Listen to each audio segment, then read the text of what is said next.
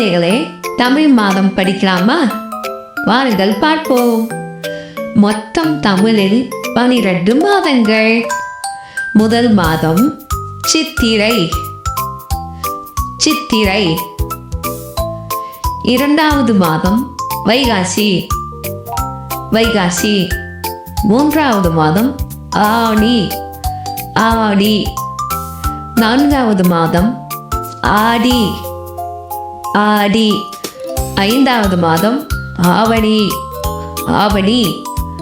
ஆறாவது மாதம் புரட்டாசி. புரட்டாசி. ஏழாவது மாதம் ஐப்பசி. ஐப்பசி.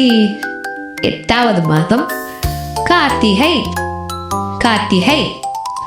ஒன்பதாவது மாதம் மார்கழி. மார்கழி. பத்தாவது மாதம் தை.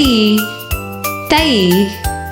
11வது மாதம் மாசி. மாசி. 12வது மாதம் பங்குனி. பங்குனி. முதலில் 12 மாதங்கள். முதல் மாதம் சித்திரை. சித்திரை. இரண்டாவது மாதம் வைகாசி. வைகாசி. மூன்றாவது மாதம் ஆடி. ஆடி.